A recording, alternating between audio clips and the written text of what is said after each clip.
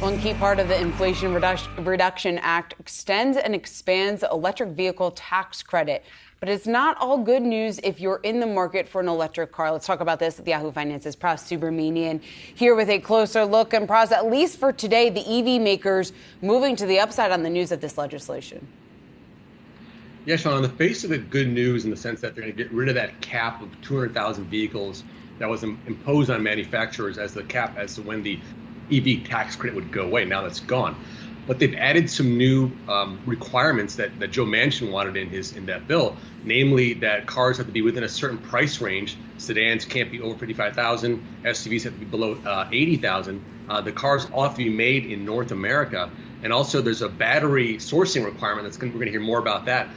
The components of the batteries that come from the U.S. or our key trade partners. So there are some issues there with boosting EV adoption, and a big trade group, the Alliance for Automotive Innovation, said that 70% of all EVs on sale right now would not qualify under the new rules. So then, Pras, as we read the fine print, then which top-selling EVs are eligible for this? So we took a look at the top 5 selling EVs and their kind of sister brand cars in the market, and we wanted to see whether they would actually qualify. So the top selling EV in America, according to registrations, are the Model S and Tesla Model Y. The Model 3 and the Tesla Model Y. The Model 3, only the cheapest version would qualify under this rule, and the Model Y, both models would actually, the performance and the regular long range would qualify based on the pricing. Secondly, the Ford Mach-E, right, very popular model here for Ford. The Mach-E is cheap enough to qualify under as an SUV, but it actually qualifies as a North American-based model because it's built in Mexico. So that actually ensures that it actually will qualify for that. The Jeep Wrangler 4xe, same thing, made in Ohio, and also that is a plug-in hybrid, so that qualifies, and it is cheap enough to qualify as an SUV.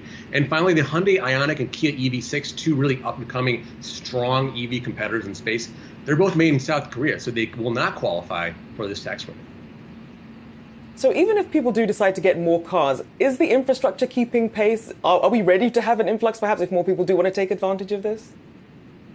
Yeah, this is this whole chicken and the egg problem, right? Do we have enough EV infrastructure to have the cars? Do we have enough EV cars on the road to actually make the EV infrastructure game worthwhile for investors? So that is a big problem in this country. It's more advanced in places like Europe and in China, for instance. But with the $7.5 billion the Biden administration is pumping in for this EV infrastructure game, we'll see if they can actually get that happening by mid or end of decade, where it actually makes sense for people like me or you who own an EV in a city. Can we actually charge those cars when we don't have a home, for instance?